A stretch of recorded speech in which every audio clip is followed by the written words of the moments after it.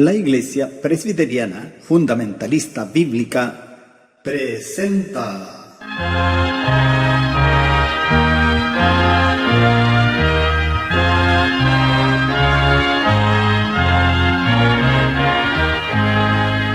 La última llamada.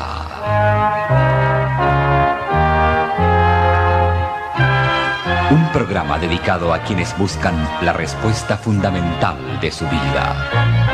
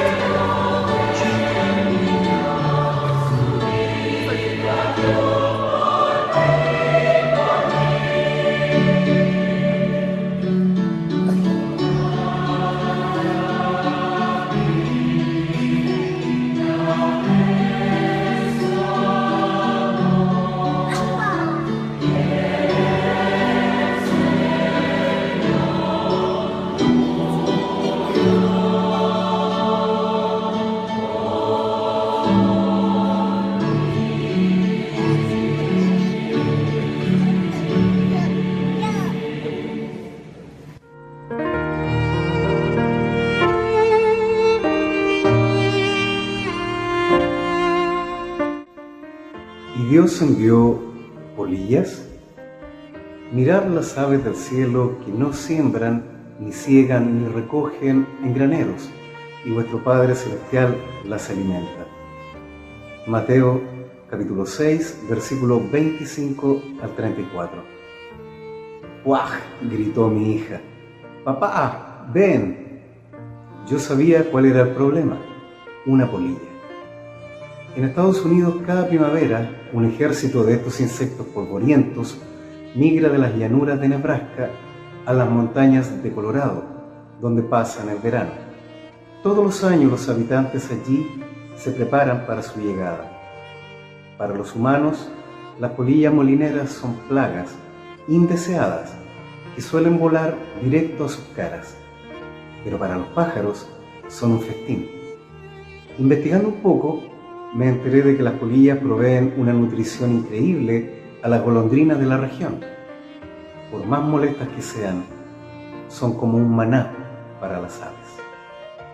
No sé si había migraciones de polillas en Israel en la época de Jesús, pero él destacó la provisión de Dios para las aves allí al decir en el Sermón del Monte: mirad las aves del cielo, que no siembran ni ciegan, ni recogen en graneros, y vuestro Padre Celestial las alimenta.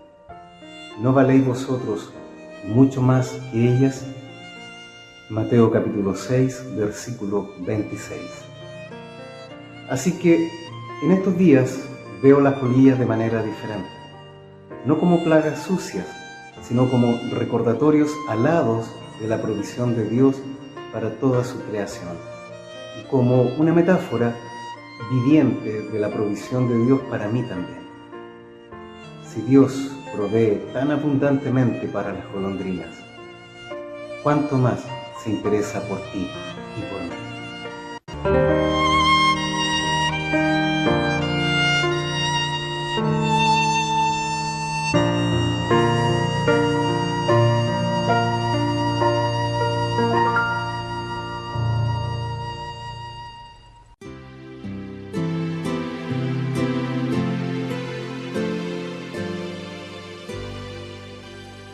Si Jesús es quien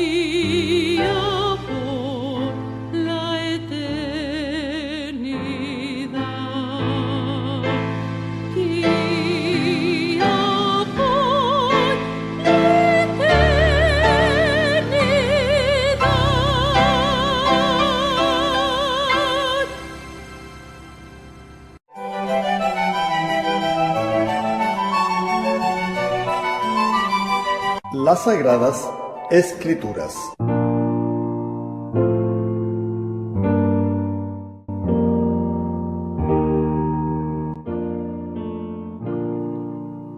Génesis capítulo 39. Y llevado a José a Egipto, comprólo Potifar, eunuco de Faraón, capitán de los de la guardia, varón egipcio, de mano de los ismaelitas que lo habían llevado allá. Mas Jehová fue con José, y fue varón prosperado, y estaba en la casa de su señor el egipcio. Y vio su señor que Jehová era con él, y que todo lo que él hacía, Jehová lo hacía prosperar en su mano. Así halló José gracia en sus ojos, y servíale. Y él le hizo mayordomo de su casa, y entregó en su poder todo lo que tenía. Y aconteció que, desde cuando le dio el encargo de su casa y de todo lo que tenía, Jehová bendijo la casa del egipcio a causa de José, y la bendición de Jehová fue sobre todo lo que tenía, así en casa como en el campo. Y dejó todo lo que tenía en mano de José, ni con él sabía de nada más que del pan que comía. Y era José de hermoso semblante y bella presencia. Y aconteció después de esto que la mujer de su señor puso sus ojos en José y dijo: duerme conmigo. Y él no quiso, y dijo a la mujer de su señor: he aquí que mi señor no sabe conmigo lo que hay en casa, y ha puesto en mi mano todo lo que tiene. No hay otro mayor que yo en esta casa, y ninguna cosa me ha reservado sino a ti, por cuanto tú eres su mujer. ¿Cómo pues haría yo este grande mal y pecaría contra Dios? Y fue que hablando ella a José cada día, y no escuchándola él para acostarse al lado de ella, para estar con ella, aconteció que entró él un día en casa para hacer su oficio, y no había nadie de los de casa allí en casa. Y asió-lo ella por su ropa, diciendo: duerme conmigo. Entonces dejóla él su ropa en las manos, y huyó y salióse fuera. Y acaeció que cuando vio ella que le había dejado su ropa en sus manos, y había huido fuera, llamó a los de casa y hablóles diciendo: mirad, nos ha traído un hebreo para que hiciese burla de nosotros. Vino él a mí para dormir conmigo, y yo di grandes voces, y viendo que yo alzaba la voz y gritaba, dejó junto a mí su ropa, y huyó y salióse fuera. Y ella puso junto a sí la ropa de él hasta que vino su señor a su casa. Entonces le habló ella semejantes palabras diciendo: el siervo hebreo que nos trajiste vino a mí para deshonrarme. Y como yo alcé mi voz y grité, él dejó su ropa junto a mí y huyó fuera. Y sucedió que como oyó su señor las palabras que su mujer le hablara, diciendo: así me ha tratado tu siervo, encendióse su furor. Y tomó su señor a José, y púsole en la casa de la cárcel, donde estaban los presos del rey, y estuvo allí en la casa de la cárcel. Mas Jehová fue con José, y extendió a él su misericordia, y dióle gracia en ojos del principal de la casa de la cárcel. Y el principal de la casa de la cárcel entregó en mano de José todos los presos que había en aquella prisión, todo lo que hacían allí, él lo hacía. No veía el principal de la cárcel cosa alguna que en su mano estaba, porque Jehová era con él, y lo que él hacía, Jehová lo prosperaba.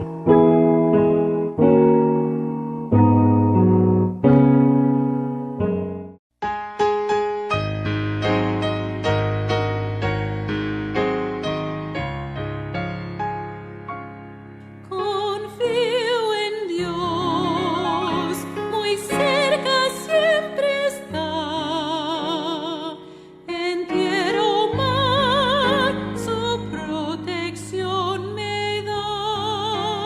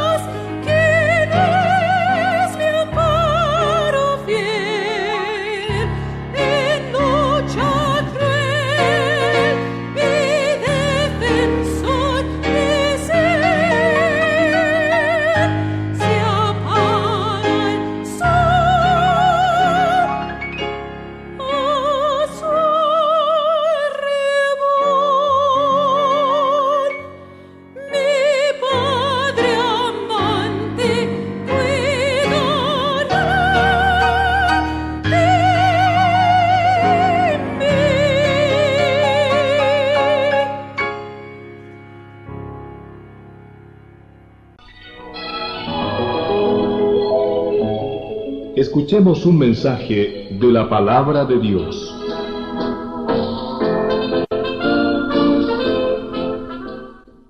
Los peligros del éxito, prosperidad y rebelión.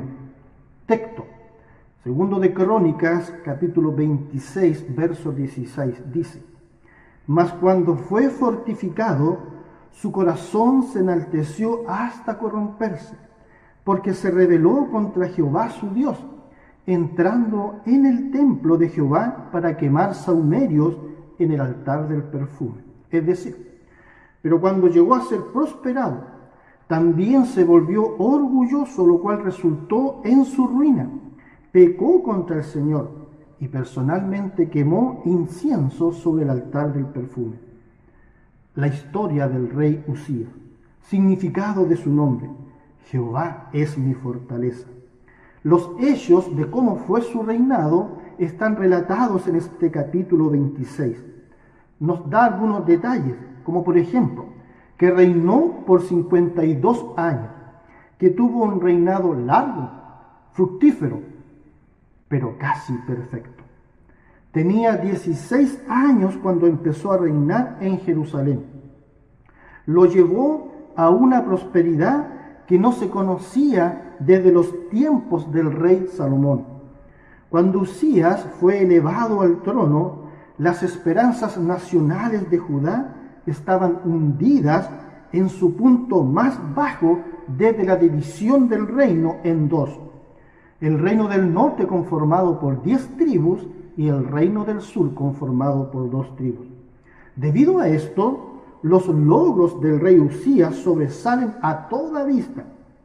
Algunos de ellos: restauró las murallas de Jerusalén, mejoró las fortificaciones que rodeaban a la ciudad capital, reorganizó al ejército, equipándolo con las mejores armas, venció a los filisteos y árabes, destruyó los muros de Gad, Jabnia y Asdod, sometió a los amonitas y otras varias naciones, extendió las fronteras de Judá hacia el sur, desarrolló la agricultura, edificó torres en el desierto para proteger lo sembrado de mano de los enemigos, potenció el crecimiento ganadero, excavó pozos con éxito, sometió a su control ciudades comercialmente claves en las rutas que conducían a Arabia, Egipto y otros países.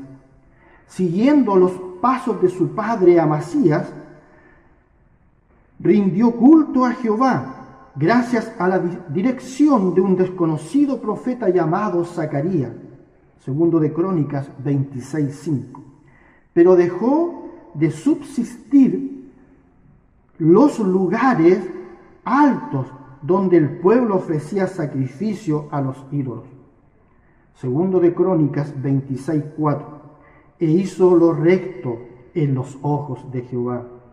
Sin duda, es una descripción del rey Usías totalmente diferente en medio de la perversa actitud de otros reyes de Israel. El rey Usías persistió en buscar la voluntad de Dios todos los días del profeta Zacarías. Como resultado de esto, Dios lo prosperaba. Ya dimos una lectura larga y precisa sobre estos beneficios. Pero el versículo 16 dice: mas cuando fue fortificado, o sea, engrandecido, su corazón se enalteció, se enorgulleció hasta corromperse. Hay una nota triste sobre esta maravillosa historia. Los extraordinarios logros de toda una vida de esfuerzo y servicio a favor del pueblo acabaron afectando la sensatez espiritual del rey Usías. Terminó destruyendo con sus prácticas abominables todo aquello que Dios le había ayudado a construir. Cuando uno saca los ojos de Dios y comienza a creer que todo lo obtenido es fruto de nuestras propias capacidades y fuerza, ese pecado nos arrastra más y más hasta creer que Dios se ha equivocado. El rey Usías creyó que su autoridad real y sus logros y sus éxitos le daban licencia para incursionar en el templo y ofrecer allí sacrificios. Los sacerdotes no pudieron impedir semejante atropello, pero Dios sí pudo. Su actuar tan opuesto a lo que estaba ordenado lo castiga con una lepra que consumió su cuerpo. Murió solo, completamente aislado del pueblo que tan bien había gobernado. ¿Cómo podemos luchar contra la soberbia del éxito? Solo levantando acciones de gracias al Dios de todo bien, reconociendo en este acto que todo lo que logramos proviene solo de Él. Una ilustración. Un joven músico dio un concierto que sacó aplausos. Al terminar, todos se levantaron, aplaudían. Él, tras las cortinas, tenía un rostro triste. El presentador le dijo: disfruta de tu éxito, cambia esa cara, todos te aclaman, todos te aplauden de pie. El joven dijo: no todos. El presentador dijo: solo hay un asistente entre todos que está sentado. ¿Qué importa? El joven respondió: sí importa, y mucho. Ese hombre que está sentado es mi maestro. Que el éxito no nuble tu visión espiritual. Aunque todos te aprueben, lo verdaderamente importante es la aprobación de Dios.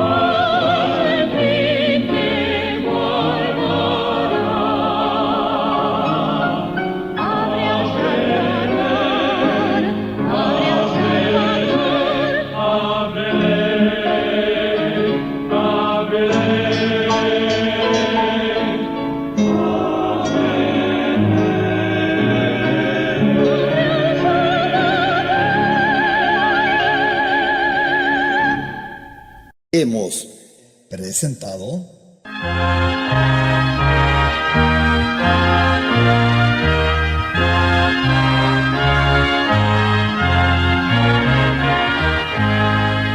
La última llamada.